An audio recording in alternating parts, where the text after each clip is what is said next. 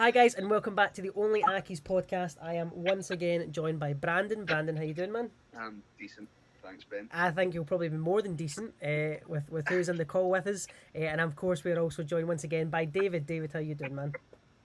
That's not why Brandon's buzzing, though, is it? That I'm on the call. No, that's definitely not the case. As you guys have seen online, our guest today, well, it's probably I shouldn't be introducing him. It should be the man who's been campaigning to get him on the podcast ever since we started. So, Brandon, I'm gonna hand this over to you, man. Aye, so we're joined with Brian the B McPhee, buggy born and bred. You'll find him these days either protecting the country with the fire service, helping the less fortunate abroad, or punting junks out of Ruggies Sky Bar. How you doing, Brian? I'm good, guys. I hope you're all well. Hope you're all keeping safe. Absolutely, you too, man. Absolutely. So I will hype our best. Just starting with like growing up. Was it always a football you'd want to be, Brian? Is that? No, it's funny. See, growing up, I always just loved football. Everybody did. I actually grew up in Royston, before I moved to Rutherglen. So we grew up in a scheme, and all we done was play football.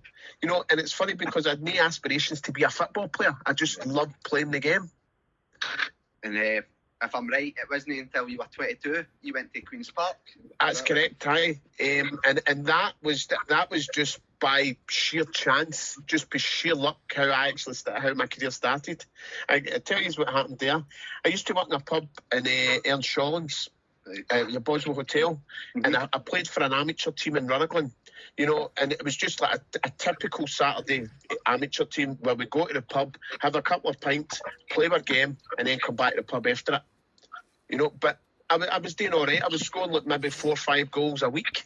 Nice. You know, playing with us, and I had still it was like no aspirations to do anything else. I just enjoyed playing football with my pals. And then I was working in the pub, and I was talking to a boy, Ian McConaughey, who's sadly passed away now. You know, and I was telling him, I says, I scored, and he's like, minute just scored a day or so. I only scored 4 the day. All right. And he thought I was kind of winding him up. And then there was like wee bits in the kind of Rutherglen paper. So I was cutting them out, and I showed him. I says, look, there you go. And he's like, oh, I'll get you up to Queen's Park just to get your fitness up. And I'm like, I said, aye, that'd be great. So what happened is I just started training with him. I went on a pre-season with him. Eddie Hunter was the manager. And then there was one night, there were short of players to play in a game. And the boys, Eddie Hunter's like, he says, can you play in the game tonight for us, son? We're short of players. And I'm like, aye, no bother. So I played in the game, I set up one, scored one, and this was on a Thursday night, and I ended up in the first team on Saturday playing at Hampden. Took 2 days later. No bad. Wow. So, it all stemmed from there. You know, you're playing in Red Ash pitches up in Fernhill, and then the next minute you're playing at National Stadium. Unbelievable. That is. Unbelievable. You were just waiting, somebody just going, we're winding you up. Because I was like, I was like, fuck me, what is this? What's going on here? That probably into a question that I've been wanting to ask you when we're kind of putting together questions of what we're going to do for the podcast. I think the big thing that I still think about this today with part-time footballers. I mean, I'm right in saying the majority of your career, if not all your football career, you were a part-time player. Now, if you're working, especially doing the job that you do, I mean, obviously there's not crazy wages in Scottish part-time football. Do you find that you and the guys around you, you're doing that genuinely just for the absolute love of the game? Do you know, I was 3 years, nearly 4 years full time at Livingston, but I was too early full time as well. But the thing I seen with it was, as I came into the game late, I never turned actual senior till I was 25. So I had already been working as a forklift driver in the fruit market in Royston, working in a pub, working in a plastic plumbing place, just delivering plastic plumbing parts and stuff. So I think you've got a better appreciation for the job. For the football, you appreciate. I know people go, fans and everything, but usually are the ones at pure wages. So for me, just to take 5 minutes out of my time to go and speak to a fan or say hello to somebody, it makes their whole day. Whereas I'm just thankful for being in the position I'm in.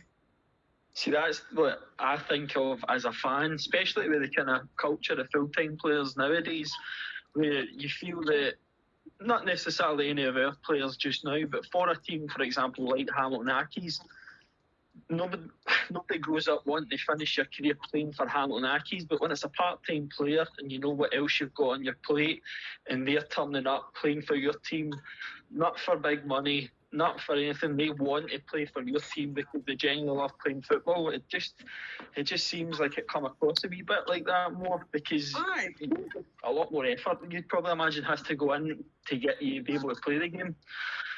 Well, you find as well, as I say, you get the appreciation for it. You're not training as much as a full-time player, and I think as well, a lot of players who are full-time don't appreciate the position they're in. You know, some of them are arseholes, let's be honest. Yeah, you know, they've not got the time of day for the fans or anything. But when you've been in a position where, you know, you're there through the hard times, and I mean, we had a lot of hard times at Hamilton when I first joined, you know, that I'll just call him Mr. Watson. I won't even say anything else about him. But when you think about people like him and the hardship it was at the club when we weren't getting paid, you know, a lot of you stuck by it. And I think the fans appreciate it. And a lot of you stuck by it because of the fans, you know, the enthusiasm for Hamilton and us as players as well. You know, I thought you know what, we'll stick by this and we get through it. That's kind of going on to a point that the three of us actually see each other quite a lot. Is you're saying about the enthusiasm of the fans. I mean, you'll know better than anyone. Accies fans get a lot of stick just with the general numbers that we have. But I think for a lot of people, I'm one of the only Accies fans they've met, and they'll know that I'm a die-hard Accies fan. Brandon's a die-hard Accies fan, and Ben's a die-hard Accies fan. So we don't have big numbers, but everybody that surrounds us at the games are all Accies daft. And that's one of the things that we mention a lot. It's got nothing to do with the numbers in the stands. No, not at all. For the team. I mean, and you're there through the thick and thin, you know. You're there, you take the good with the bad. You know, Accies are doing well just now, you know.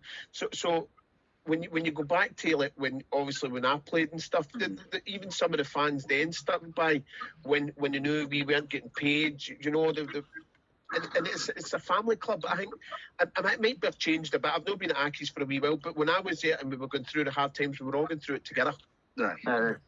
You know, there was a togetherness there because I was fortunate enough that I was still getting wages for Livingston, so I was quite happy to go, right, okay, I don't need my wages and I can, you know, but there was other guys, you know, that they were struggling a wee bit. I'm not going to name names and stuff, but they were struggling a wee bit. So I was quite happy to go, well, you go and there's money there, there's money available. Let him get wages, or let him get wages. But I'll tell you a wee story about that. But in fact, Mr. Watson, right? Honestly, I'm biting my tongue every time I say that. The money came in, and we all get checks and all that. Now, at one point, I was owed thousands. And I get my check. So we went down to the bank. There was a few years I went down to the bank, and I'm like, on you go. So we're all, and then it comes to me and I hand my check here. And then the one went like, there's no money left in this account. And I'm like, sorry, what? And I was like, that fucking old bastard. It's bounced. I'm standing in fucking Hamilton Bank of Scotland like a fanny with a check. Do you know? And I'm like, I'm sitting there, I said, I bet you fucking knew. So I went away back up to the stadium and I crumpled it into a ball and I went, I matched up to his office and I bounced it off the cunt. I was like, fucking cunning bastard. You know, and that's a true story. He just looked at me and I just was like, oh, man, this is pointless. So, can we just backtrack for a wee second out? The four of us, Brian was the guy saying, don't worry, I'll be fine with the swearing. There's no big deal. Aye. We'll touch back. You've pulled the strings there. You've touched a nerve. Right. We'll touch back in the Watson era later, but I was just we'll start with sort of obviously you've moved to Queen's Park and you went to Airdrie, so what was the jump like going to professional with that? It was very, very strange because that was the year I went to Airdrie, the year just after they were in the Scottish Cup final. Aye. So I went in 95. So I went in 96. I went, and it was very strange because this is, you know, I had been watching that cup final and seeing these guys on TV and stuff. You're like, wow, and then you're going, I'm actually playing with these guys now. I'm full time. I've my job's done.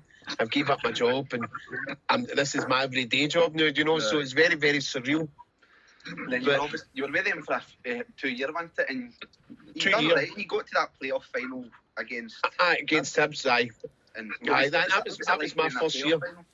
Yeah, that was another like kind of surreal moment for me because that was me going for part-time Queen's Park with no a big crowd again there, but then going in one season I would have went from third division to the Premier, you know, if it did transpire, but obviously it didn't. But that was strange because you're playing against bigger crowds and everything, and you're like, whoa.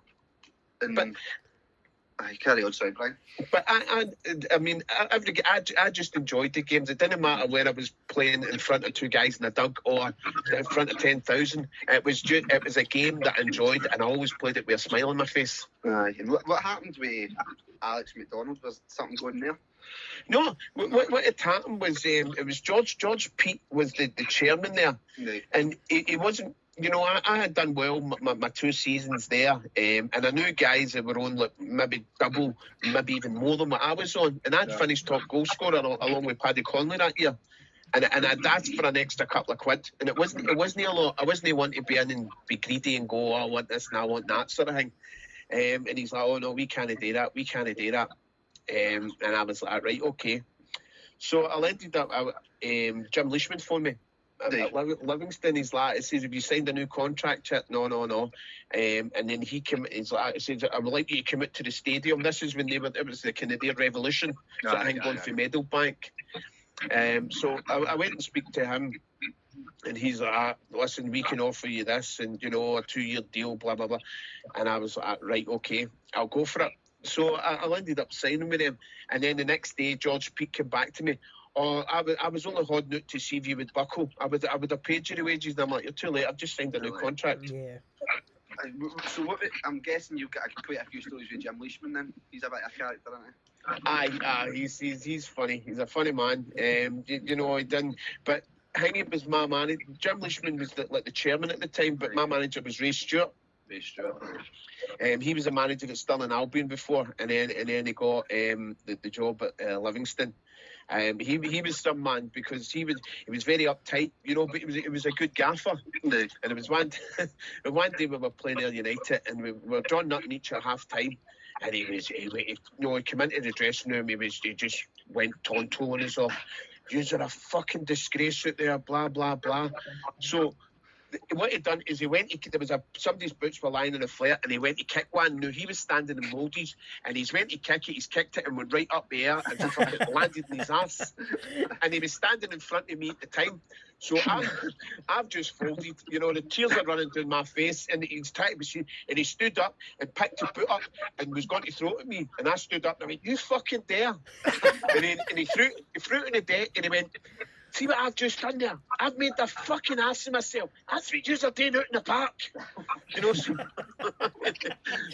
he just stormed out the dressing room, and we were all laughing like anything. But fortunately enough, as soon as the second half started, 5 minutes into the game, I scores.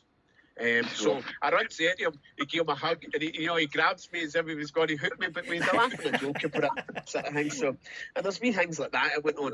And a question somebody else has actually asked was just before you joined Livy. There was obviously some increase in Holland. Is there any truth in that? What was that? About possibly moving to Greece to Holland? Aye, there was a lot of truth in that.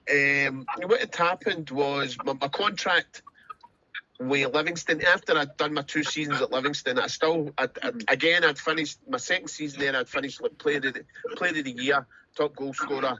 So I had, I was looking again. It was another one of the ones. Oh, there's guys on double what I was on again. So I had my agent. Ian Redford was my agent, and he went in to discuss to do the deal for us. Right. And it never transpired at first. So I went away. and Ian phoned me up. He says, "Listen, Skoda's auntie, I want you to go over to Greece," and that was in the same league as AEK Athens and such. So I went over. I'm like, right, okay. So I get to the hotel, and the boys like, his English wasn't very good. They picked me up and all that, took me to the hotel, and he's saying to me, he says, we train in 2 days' time. We'll come and get you. Just make yourself comfortable, blah, blah, blah. And I'm like, right, okay. So the next day, I'm like, typical Glasgow boy. I'm out with the fucking shorts, flip-flops and that on, towel over the shoulder. And I goes like that to the receptionist, "Where's the beach?" And she goes, 40 mile that way. And I just, my heart just sank. I went, fuck. Fuck this. I exactly. So I stayed and I played in the game for them, and it went well. And the boy was like, we can talk contracts now. But at that time, my kids were young. But I had my boy Jordan was just born, and I had my daughter was just, she was only about 6 or 7 at the time. And I thought, if I went to them, my kids would need to stay in Athens, and it would be like, because of the distance, it'd be flying up to see them and doing that. And I went, nah, I'm not doing it. So I phoned my agent. I went, listen, I'm not really comfortable here. I'm not enjoying it. And he says, right, okay. He says, we'll get you back home. So he booked flights for the next day. I was just about to jump on the flight, and he phones me and says, Den Haag, I want you to go over to Holland. Right. And I says, when? He's like, just now. And I'm like, oh, fuck, right, okay. So I jumped in he says, right, I'll organise your flights. So I jumped in a plane for Athens and flew into Holland, flew into Amsterdam and get picked up. And then again, I went and trained with Den Haag, played in the game with him. It was a bit better. There's a lot of English-speaking people running about and stuff, but I still was like that. Nah, I'm homesick. Yeah. So I want to. I'm like, nah, fuck it, I'm going home. So I came back home, and then my agent went back in, and then they struck a deal with Livingston. Aye. And got it sorted. But the other wee part of that was after I'd signed my deal with Livingston, the next day, Billy McNeil phoned me. He was at Hibs at the time. Nice. And he tried to get me to go to Hibs, but my contract was already signed and done and dusted. So that was it. So I continued my Livingston career.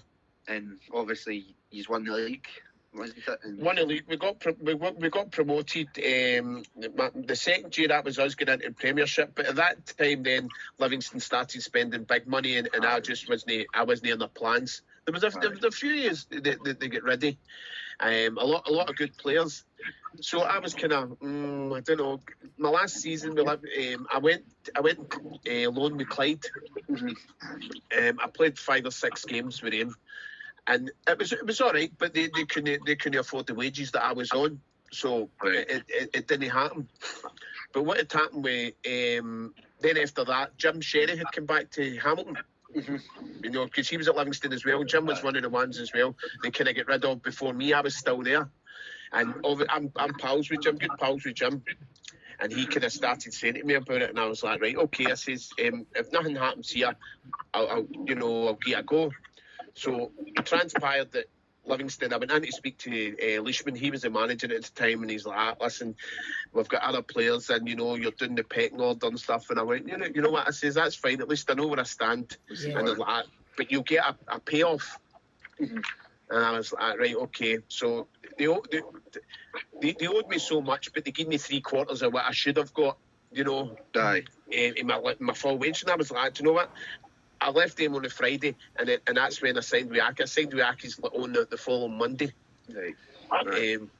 So it kind of that was my career started. So obviously it was 2001, wasn't it? And that's when NDP was just. So you were playing in the NDP to begin with, is that right? Aye. So what was it like being in a new stadium? Was it? It was part of the thing that I liked about it. You're like, oh, this is a new start. Maybe get the fans in, and they were all excited at the time. Buzzing. Alan Dawson was the gaffer. I spoke to Alan Dawson, and I liked how he came across. He was quite quiet, but I found him genuine. And I was like, aye. And then obviously I knew Jim, and there was a couple of other people I knew in the dressing room, Stuart Callahan and stuff. So I was like, we'll go on to Stuart if you want. As much as I love him, see on the park, I could fucking choke him. Honestly, I could put him in a coma. Anyway, so me and Brandon, we're just about similar ages. You're a little bit ahead of Ben's time. Ben's a bit younger. Yeah. We didn't actually get to experience the 2001 era. But I'd been an Accies fan a couple of years before that. I was there in the Forfar days. Uh-huh. So that season is actually one of the big seasons that I can kind of start remembering as being an Accies fan. I mean, I grew up, I'm in Coathico Bridge. Right. So my dad's side, they're all Hamilton, always have been, and they're all Accies fans. So the big struggle when I was growing up was to get me interested in Hamilton Accies, because obviously in Coatbridge, everybody and their granny's a Celtic fan. All my pals, Celtic fans. There was probably more Celtic fans in Coatbridge than there was in Park End. But the big thing that actually did get me interested was, obviously I was only 9 or 10 at that stage, but yeah, we had like a prolific goal scorer in my opinion, and Scottish football we didn't appeal to me at that age. It was always watching the Man U's and Arsenal's, and like you say, you get the people taking the headlines at Celtic as well. But one of the things that really got me grasped into Hamilton Accies was going. My dad took me to New Douglas Park, showed me the new stadium, says, "Wait, you see this boy up front?" We had a nickname for him. They used to always say the B Brian McPhee, and that was one of the things that really did get me interested in Accies. Oh, good. And I think see, stories like that are nice, because that's a family thing. Then, do you know, so some people just support a team for the sake of it, because like some people you kind of broke the mold. Some people support a team because their pal supports them, or the team's winning. Always winning. Exactly. Yeah. But you never got that with Accies. I mean, but you got some games where we were world beaters. What can we say? The Morton game. Oh, 6-1. Aye. Do you know their asses are still sore after that game? What a doing the game that day, I tell you. But it was funny, because I think I was there. Was that the year we went up? That was the season before, I think. Was that? I think that was actually, no, that was 2004. 6-1 Morton. Aye. That was the season we went up. Aye, so I mean, there was games like that, you know, where we did really come together, and there's nothing better than beating. You know, they were quite arrogant, thinking they had this league won. In fact, it was Airdrie won it, didn't they? I remember that season. Airdrie were top. When we had Morton and Airdrie in the league. The crowds, I probably exaggerate in my head, because I always talk about this to people, but the crowds used to get in the ground for the Airdrie and Morton games, they used to bring huge support for them as well. Aye, and it was funny because obviously me playing with Airdrie and Hamilton, but but I never get any stick. It was weird. See when I played, because I'd scored against it when I was with Airdrie. I scored against Hamilton, and for Hamilton I scored against it, but I never get stick for it. But I never celebrated the goals. Well, that was one question I was going to ask. Like, what does it feel like to be like a hero with two rivals? Do you know what I mean? Because obviously you're quite a hero within the Airdrie fan base as well as Accies. So it is quite a weird one. You wouldn't see that these days, I don't think. No. I think, do you know, I think it's more the fact that you give time to the fans, and the fans appreciate that. Mm-hmm. You know, if you see, I mean, I still go to Airdrie games. And I go in and I'll walk in the front door and I'll stand and I'll speak to people, you know, have a chat and I'll blare a wee picture, and you know, we'll talk to people, and fans appreciate that. So when it did come, I remember playing against for Airdrie against Hamilton, I scored, but I didn't celebrate it because I didn't need to. You don't rub it in their faces. You don't do that. You know, because I appreciated my time there, and it wasn't as if I left on, you know, in any bad terms. Mm-hmm. I mean, I left Accies on the basis that I was then going, I was going part time to be a firefighter. Yeah. Mm-hmm. And it just so happens that Accies were going the other way; they were going full time. Aye. And then that's when I signed my second contract with Airdrie. And what I was going to say as well, Brian, obviously you've touched on it slightly. So what was it like, obviously being at Accies at the time, obviously with all that uncertainty, wages not getting paid, obviously Mr. Watson being at the helm. Aye. So we've touched on it slightly, but is there anything else you can go into? Do you know, it was a frustrating time, you know, and I think some of the guys I think had to gear up because, you know, and jump ship, and rightly so, because a lot of them were working, but that money in their pocket as well was, you know, it was important to them. They really needed it. Right. And I was, as I say, I was fortunate enough myself. I was still getting paid off Livingston at the time because of like a severance contract I had. Mm-hmm. The way it worked, I was still getting paid for so long. So it wasn't affecting me that as bad as it was affecting others. Yeah. But I think again that's for the togetherness. Scott Struthers was there, you know, keeping us all together, keeping us going and stuff. And I mean, we had a meeting with old Stepic and stuff, and it was just a fucking shambles, really. You know, we're asking questions, and it was almost the arrogance. You get paid when we can pay you. You know, and you think, you fucking old bastards. So, but we got there in the end, you know. So Yeah, eventually, and then obviously Ronnie's came in, and was there a massive difference under Ronnie? I take it. huge difference. Ronnie came in, and everybody gets squared up everything they were due. You know, and I was due a few quid, and I thought, they're coming. I'm getting fuck all here now. You know, they're going to end it, but no, they came in and they sorted everybody out. Everybody got everything that was due to them.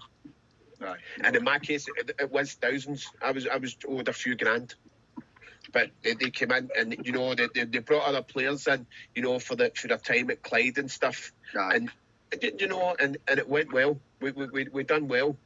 Right, there's obviously that's in the latter period here, like sort of Accies' career when Ronnie's came in into it. And there's like a few folk have mentioned a few players' names, and obviously just want to know about certain players during your time, what they were like.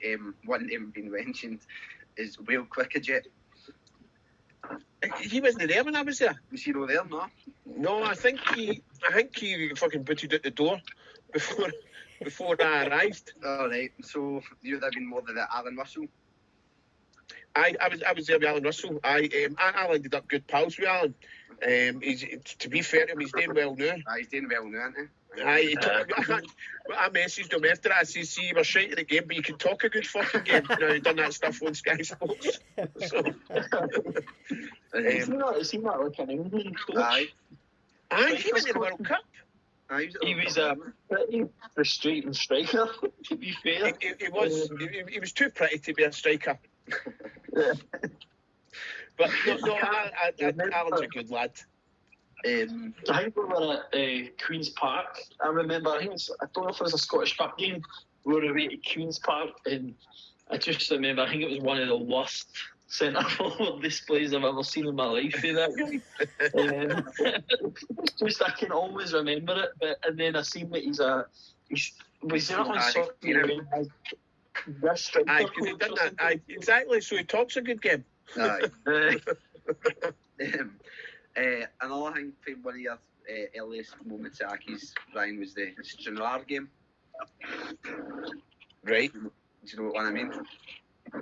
And remind me a wee bit, and then I'll elaborate on it. 5-1 at home. 5-1 at home. Was that against Man? I think I scored a couple that day. No, that was to Stranraer. Stranraer won 5-1. Oh, fuck, I never scored a couple then, did I? That was a 50-50 chance I was getting that. I think quite a lot of Accies fans say that's one of the, apart from sort of recent games against Annan, that's one of the biggest embarrassing results. Aye. Do you know, see these games happen like that. They are few and far between. But when it happens, it does hurt. Because you're playing, you know, and just everything that goes wrong could go wrong. Right. You know, you couldn't string two passes together. I've had a few games like that. And there's another one which is maybe it's up to yourself if you want to talk about it. It's obviously the incident at Albion Rovers. Oh, is that when I I get grief? Yeah. Aye. Well, it's funny. It's no funny, but it's kind of see because the guy I'm a. See when people say things and shout things, I don't really bother. You know, I'll laugh at them. Aye. You know that way. I'm like, fucking clown. But I just. But it's funny. It happened. But that one, that was a boy. It was up in the stand. You know, getting the dogs abuse. But that happened the week before as well. I don't know. Do you recall that? No. Well, I was actually going to ask you about this as well. Now, obviously, what happened is horrible, and you know, we absolutely hope it never happens again. But what was it like to have it twice in 1 week? You know, like it happens once, and you go, that's horrible. But then the next week it happens again. What are you as a player leaving the pitch thinking? Like, you know, obviously you want to turn around and absolutely throttle the guy, but. Aye, but see the two incidents, right? It was up at Forfar. Yeah. It happened, right? And the two incidents were totally in my right. We can all put it under the racism thing and all that, but in my belief of it was, it was two different types of incidents, right? Okay. The first one up at Forfar, the old boy went like that, and he called me. In fact, you probably won't even remember this one. He went, "You bloody Sambo." Right. Yeah, Sambo used to get said in things like ask your parents and grandparents and everything. Used to get said in sitcoms during the 70s and stuff, like Love Thy Neighbour and stuff. Okay. So he said it, and I just burst out laughing. I was like, "Fuck me! I've not heard that since I was about 5." You know, this was on the TV. Yeah. You know, but then me laughing at him, he then turned around and went, "Oh, do you think this is funny, you bloody?" And again, it's stuff that was said on the TV way back then. So, but I was fucking noting myself. You know, I'm actually on the park trying to play a game, and this old boy shouted it, and I've just burst out laughing. But what happened then? Obviously the security come over, and they kind of manhandled him a wee bit. You know. But I had then went. I was light-hearted. I took it. You know, the old guy was 80, right? So, I'm not saying it's kind of not acceptable, but what he says was acceptable in his time. Aye. So. But I went to the chairman after the game, and that's another thing. It's not really, in fact, it's no known. But I went to the chairman after the game, and I says, "Listen, that old boy, I don't want you to do anything to him, because what he says was a way back. You know, I says to him about Love Night. I says, I don't feel offended by it. I found it rather amusing." And they says things like, "Brian, we need to do something about it. Really appreciate you coming in and doing this." And I was like, I says, he's probably been coming to games for a long, long time, and he had in the his eye. So, but he actually get fined. The court fined him £100, and on my kind of recommendation to the club, I says, like, give him a 2-week ban, and that's it. But start it from this game, because then I knew he would only miss one game. Because you played like at home, then you would play away the following week and all that. So I was like, listen, do a 2-week ban from now. And they're like, "Are you sure?" And I went, "Aye." I said, "If you need that in writing," I said, "I'll gladly put it in writing, but that's what I would like to happen." You know, and it did. So it got to the games and stuff again. So I mean, and the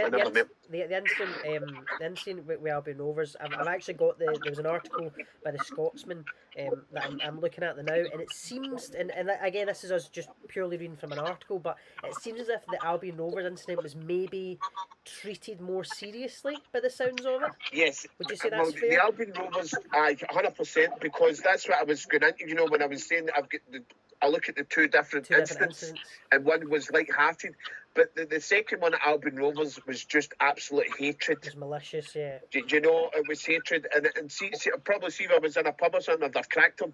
Aye. But it was absolute just hatred in his voice as he was shouting. You know, he was shouting, "You black bastard! You get the fucking, I'm going to leather you," and all that, shouting everything under the sun.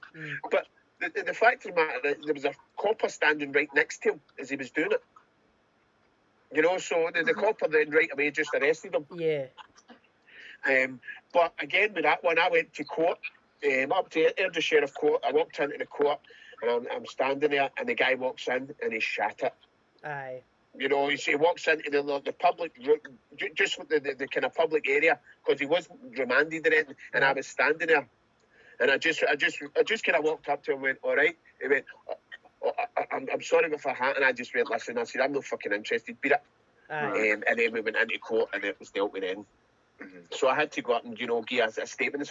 So as I say, the two incidents were different. One, I took light-hearted, but the other one was just nasty. Yeah, absolutely.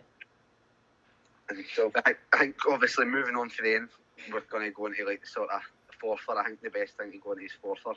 It's a happy memory. A very happy memory. But obviously a week before Forfar, you were involved. Stockline. So yeah, that was on the Tuesday before the game. How did you manage that then?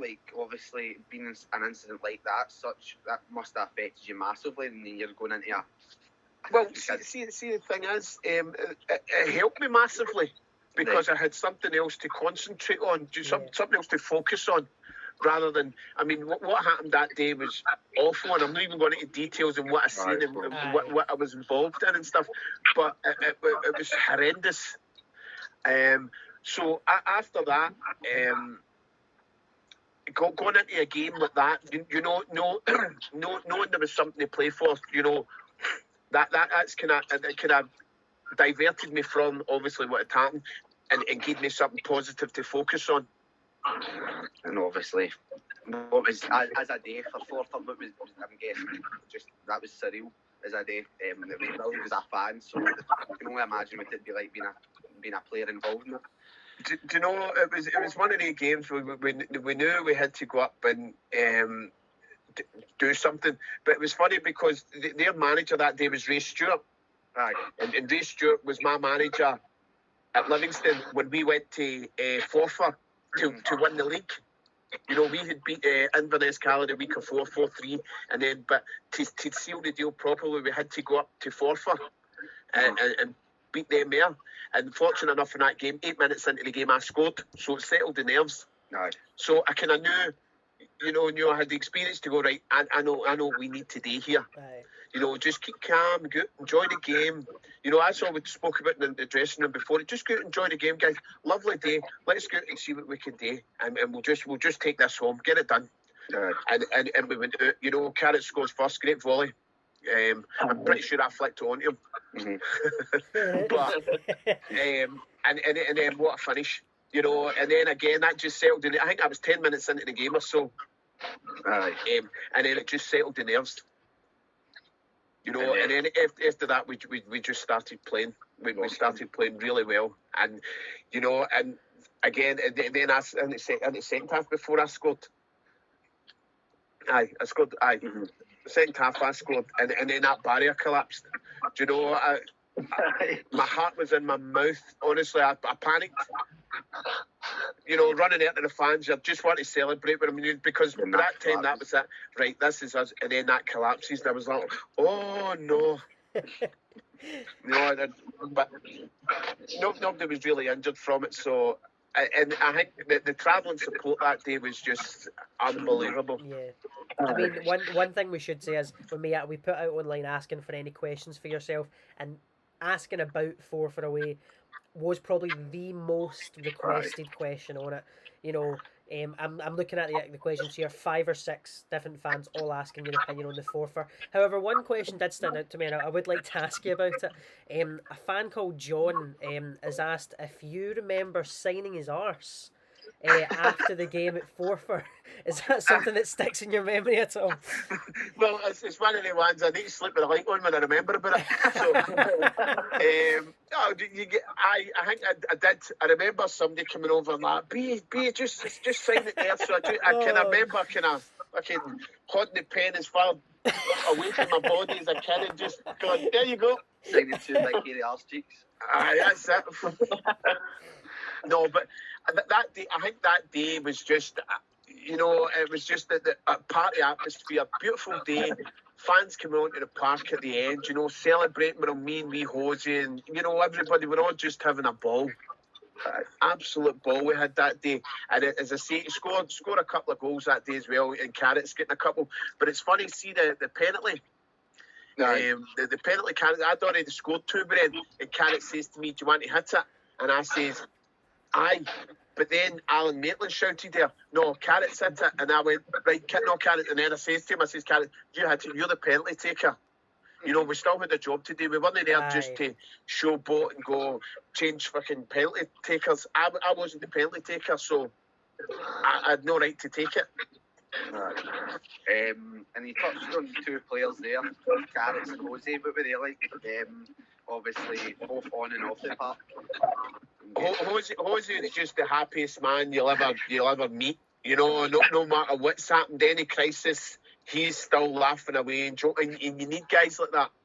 You know, it was the trickiest player ever, the most frustrating player ever as well, because he couldn't defend to save his fucking life. And you'd never see him tackling anybody, but give him the ball, you know, and he'll do something brilliant for you. No, all the time, you know, sometimes you're like, you're fucking passing. He's beat the guy 5 times. Just put the ball in the box the first time. But no Jose. But I love him, you know, I still speak away to him and stuff, but great guy. Carrots as well. To be honest, he should have done better than what he done in the game. As much as I love him, Nora, he went down south and stuff. Sheffield Wednesday, I think he went to. And the guy, he's got so much talent in him, and I just feel he should have done more with it. Mm-hmm. And again, a great guy, you know. I still chat to him now and again. How you doing? We text, blah blah blah. And to me, he should have done more in the game. Obviously, after Forfar, we're in the first division. You've got players that were breaking through, like you would have been playing in the same team as James MacArthur.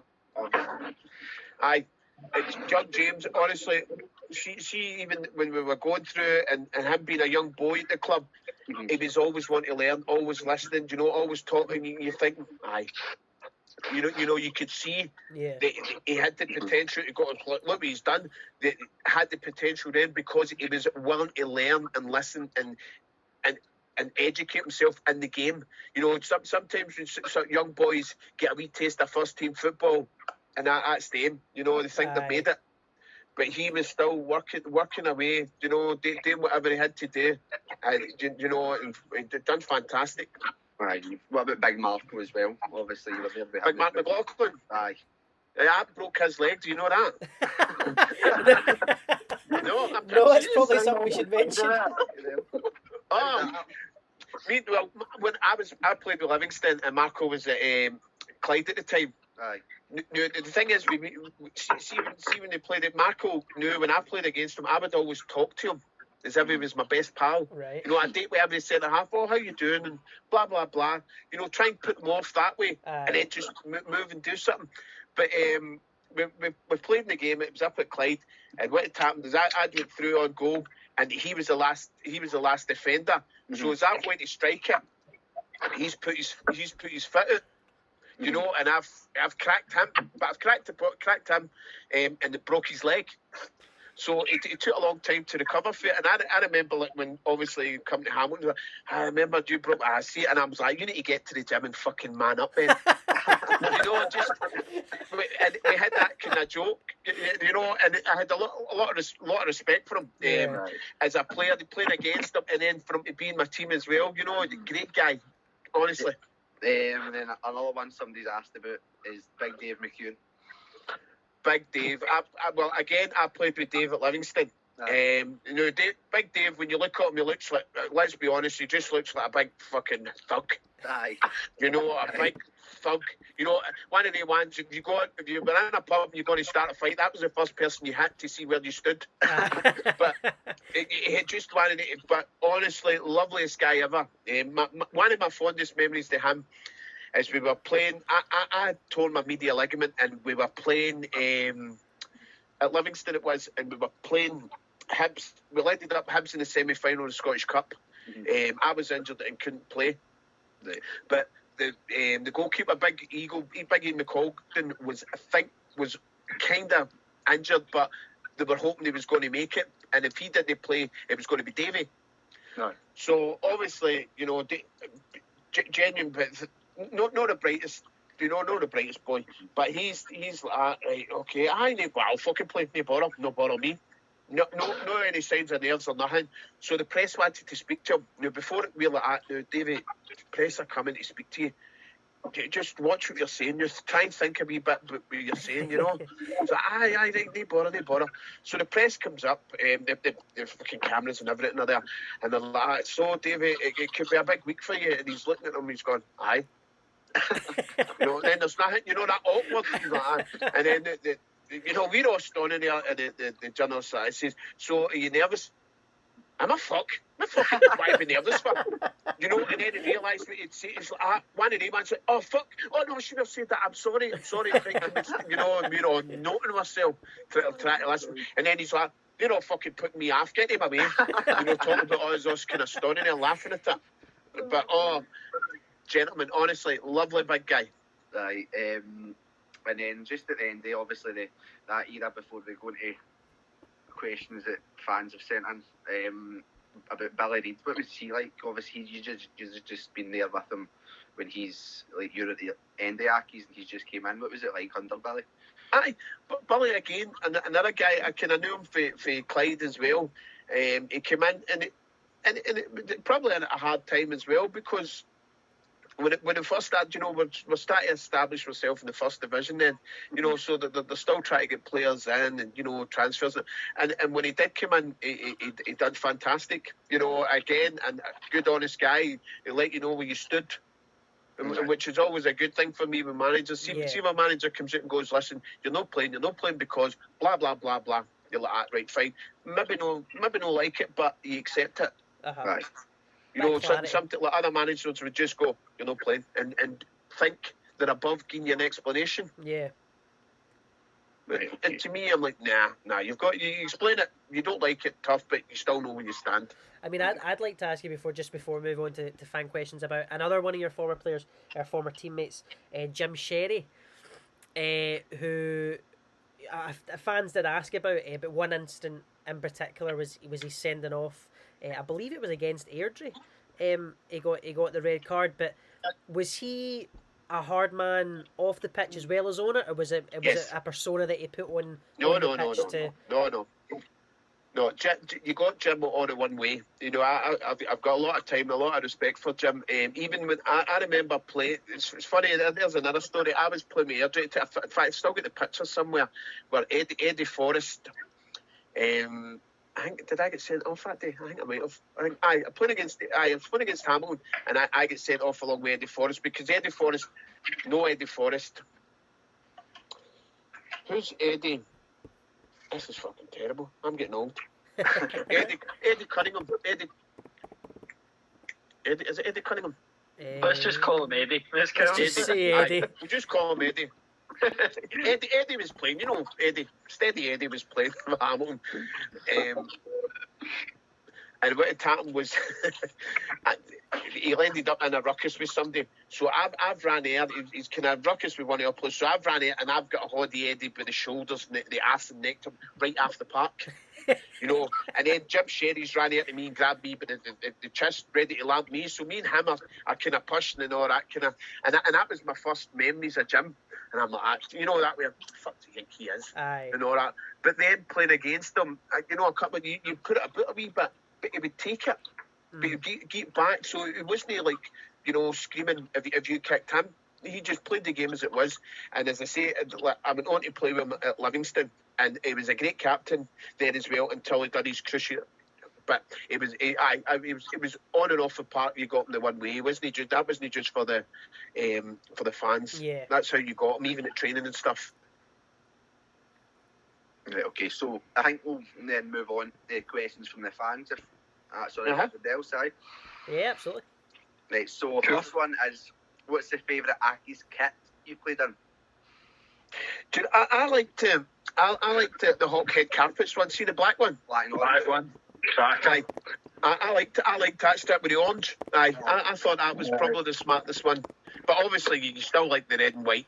Of course. You know, the traditional red and white, the red and white one. I like that as well. So in fact, I've still got my one we beat for that day. I've still got the top for that day. Class. The white sleeving. Aye. I've still got that. Aye, the short sleeve one. Aye. So but I would say the black one. Black and orange. Aye. Next one is best player played with both at Accies and in your career.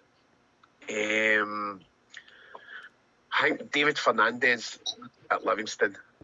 He was special. There was a lot of good players at Livingston, but I think Fernandez, he went for there and moved on to Celtic. Never quite cut the grade there, but what a player. Accies, Jim Sherry, right? And I'll say Jim was a good leader. And I think Carrots as well, and another great player, could have done more. And obviously young McCarthy played a couple of games with him and could see his potential and thought, you know what, he is good. You know, and you could see it. He kept his feet in the ground and continued and made a fantastic career. But ones I would love to, wee Hosey, obviously, frustrating as we already touched on him, but Stuart Callahan, remember we were talking about Cal? Do you know, I'd love to choke him. See, on a couple of times I've actually turned and went, you better shut up before I fucking bust you. You know, that's the name player on the park, because it was, don't get me wrong, it was only on the park we'd done this, you know. It's just his arrogance sometimes when he spoke to you, it drove me up the wall. You know, and I says to Jim Sherry one day, Jim, you better get him to shut the fuck up before I lamp him, I crack him. And fucking he's and you know, you can see Stuart screwing his face up, just get fucking on with it. And Jim's like, just leave it be, come on, just get on with it. And I was like, get him to fucking shut up, he's doing my nothing. And then 2 minutes later, Jim's like, Cal, you better shut up before I fucking crack you. And I'm like, Jim, calm down. You know, he was one of them players, great player and all that, but sometimes the way he spoke on the park, you're like, you wee bastard, shut up. But I love him. Again, he's another guy I still keep in contact with. Great guy. Right, okay, so that's quite similar to this question. So, who was the characters in the dressing room, and can you give us any funny stories from the time at the club? Oh, characters. Obviously, we Hosey. We Hosey was a character, and I mind one day, you know, we were playing. We were doing it. I think we were playing down St Mirren. And if you hate Jose Quitongo, clap your hands, and you know, they were all. So I actually ran into their fans, sat on the fucking. No, in fact, tell I it was Morton. Sat on the terracing with him and started clapping. I was trained. I was warming up and jumped in beside the fans and started clapping my hands. And he's like, B, just starts laughing. And I mean, their fans loved it as well. They're like, oh, fantastic. You know, so we things like that. Who else were the characters? Obviously Dave McEwen as well. We spoke about him as well. Jim was just a silent assassin. But Cal was one, you know, in the dressing room as well. Carrots as well. There's no much I want to say. We'll just leave on the grounds of incriminate myself. Fair enough. All right. What was your favourite Accies goal?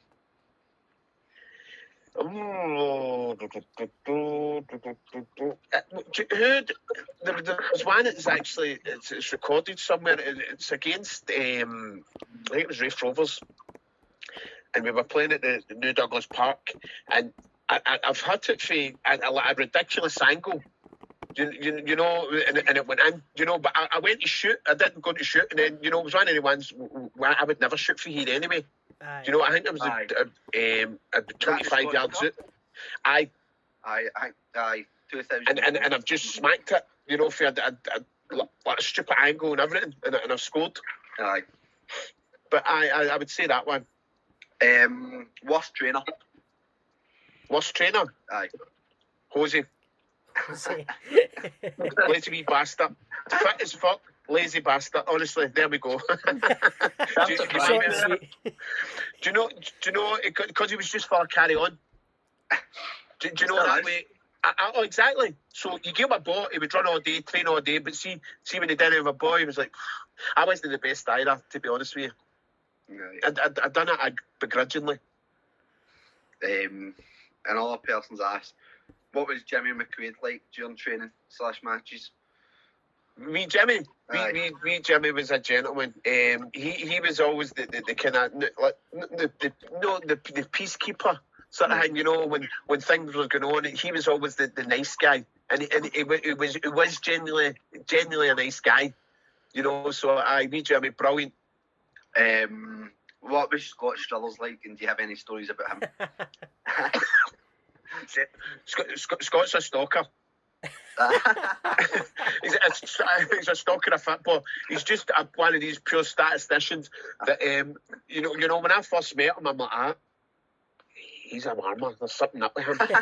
You know, but once you got to know him, you know his knowledge and stuff. You know, another good guy.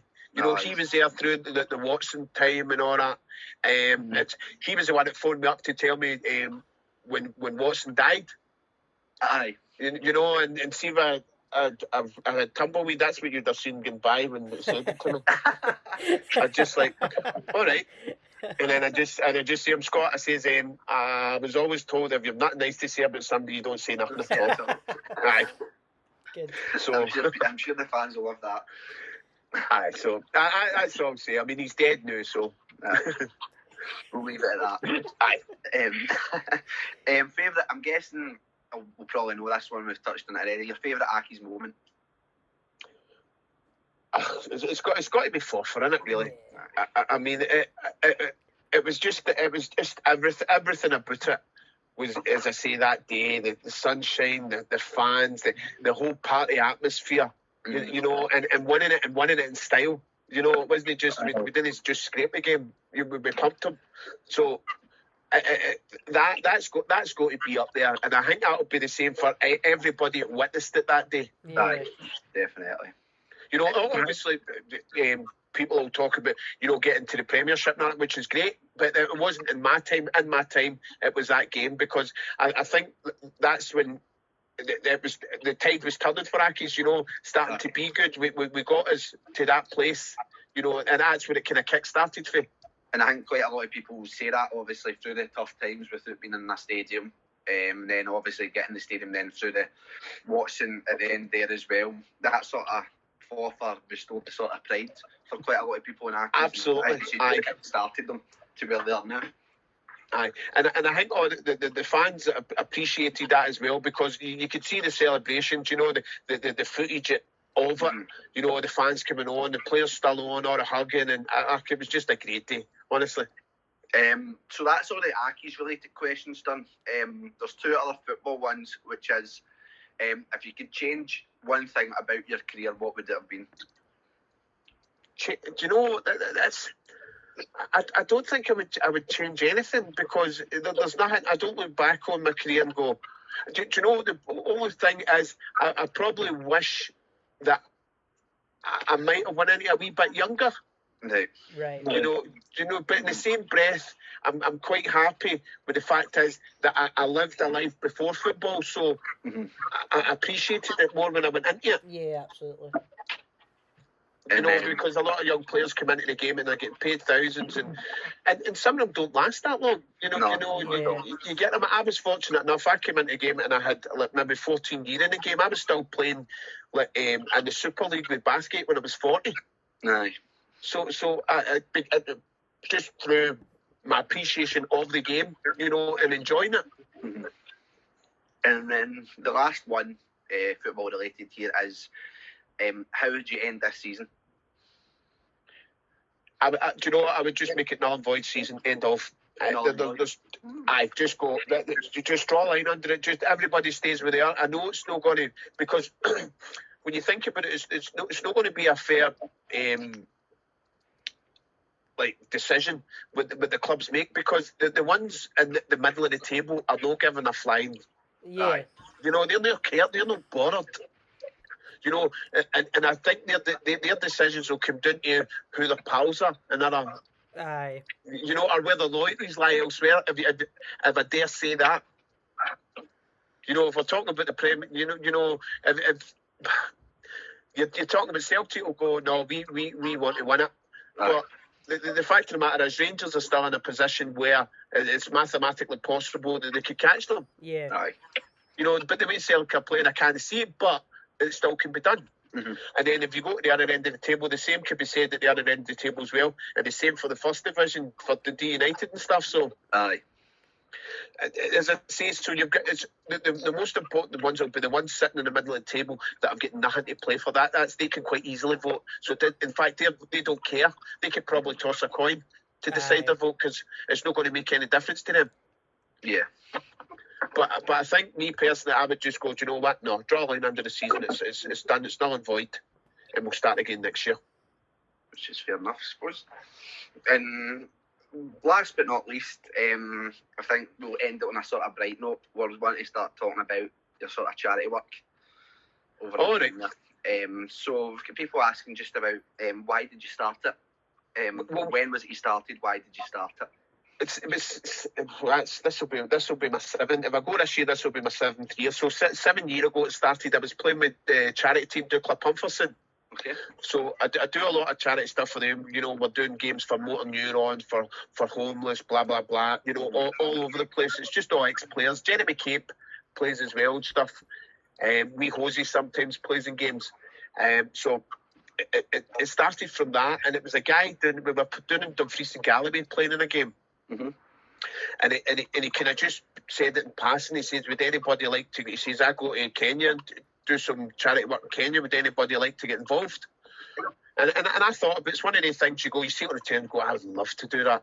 You know, and because my kids were older, I thought, you know what, this is probably a time that I could do something like that. So I phoned the guy up, Eddie McGaw, and I says to him, I says, listen, I'm interested in doing this. Tell me a wee bit more about it. And he did. So it basically stemmed from there. I was like, you know what? I'm going to get involved with this because this is kids over there who have got nothing. You know, they go to a volunteer school. They live in a landfill site. Basically, some of the houses, like we've seen, it's like, I don't know if you've seen my videos and everything. It's like, you know, it's houses just made with blankets and stuff. Yeah, it's meant. And so when you think about it that way, over there, when we say over here we've got nothing, if we go we're skint, it means we're not going out, we're no ordering the takeaway that night. You know, over there when they've got nothing, end of, that's it. So that's how I get involved with that. And as I say, I've done it every year. We go to the same place because we can see progression. We can you know we can see. I've taken I get Hamilton strips and everything, and I kitted an orphanage out with Hamilton strips and stuff. So so it's just brilliant. I love doing it. And it just shows you. It says the term. It's a small world because there's actually another Hamilton fan. Ben Guthrie, is that right? Guthrie, one of my best mates. Brandon, can I just say, I cannot believe you have somehow slipped this. Slipped Ben Guthrie's trip in. This is fantastic. See, it's all falling into the one. Exactly. So it just shows how small world is. Ben's just back to Kenya as well. That's right, because I've he's on my Facebook and I've been following some of the stuff he's done. You know, I'm like, fantastic. Do you know this? Do you know the story behind that? No. So it's quite remarkable. So listen. If you were to make this story into a film, people would say, nah, not real. Definitely not real. There's a football page, Scottish football banter page. And somehow, I don't know how it's happened, a Kenyan boy managed to get on it called Bravo, and he's constantly posting about looking to get a trial with a team, saying he plays over here, blah blah blah. So Ben was drunk one night and kidded on that he worked for Accies. He was the head scout, and I started talking about him, but then he's obviously sobered up and realised what he was saying. And he's like, do you know what? I've started already, I may as well keep going on. So he actually became pals with Bravo, and they talked on a daily basis. And now all of us talk to Bravo on a daily basis. Brilliant. And that all stemmed from Ben kidding on that he was Aki's chief scout. Now, going over to Kenya, and like yourself done, Ben went over with suitcases upon suitcases full. Kits, get cleats sent over for all the kids at his orphanage and stuff like that. And yeah, it's It's made. Brilliant. It's nuts to see. See, the funny thing is, Ben will probably come back with an attitude now that he wants to go and do it again. Aye. No, Because he's already arranging his next trip over. Fantastic.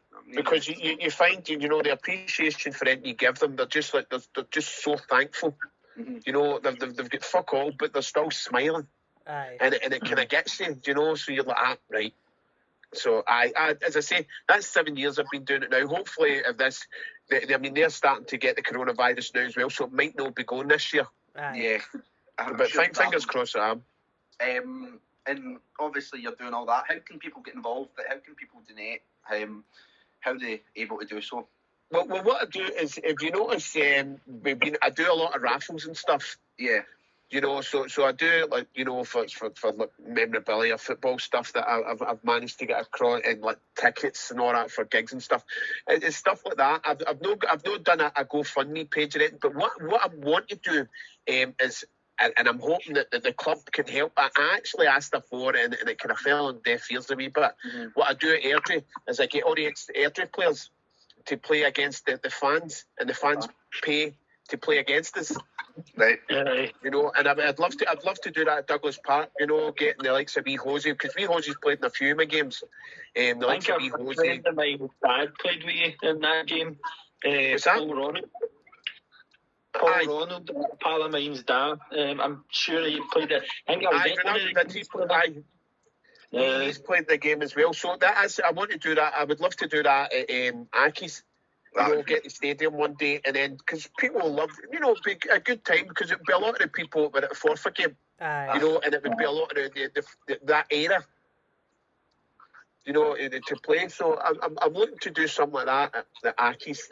That'd be good, definitely. And listen, any pages or anything that comes up, what we'll do is we'll stick it in the description of this podcast as well. So if anybody does want to go see any of the photos or help out with any of Brian's stuff, we'll leave it linked in the description for you guys to go and check out as well. Fantastic. And I'll drop Alan Maitland a wee email and see about this charity match. I'll drop him a wee email and. Aye, to see me to get it up and running, because I says I'll get the players no bother, like Dave McFarlane and all that for that time, myself, hopefully Carrots and stuff, Wee Hosey, Jim Sherry, I'll get Dave McEwen, so I'm still kind of pals with him anyway, so I would get a decent squad together. That'd be good. And then just would love that. Aye. And it's good for the fans as well, because what we've done, we did Airdrie after the game. There's a bar, so we just go into the bar and we have a wee blair, talk about old games and reminisce. Aye. Mm-hmm. And if I'd say the fans would love it. So hopefully that's one of my plans, to get that up and running at Accies. But I think that should be us. Is that yours? I can talk for fun, can't I? I'm just a gabber fuck. Well, listen, Brian. Brandon stay on all night with you, to be honest. I'm playing with my hair now. Don't start biting your pinky and all that and ask me what I'm wearing. Don't. Well, listen, Brian, thank you very much for joining us on the podcast. We really do appreciate it. Listen, thanks for having me on. Honestly, it's been my pleasure. As I say, my time at Accies was fantastic, and that's down to the fans as well. It's not just me playing there, but the fans are heavily involved in the great memories I've got at Accies. So thank all yous as well. Cheers.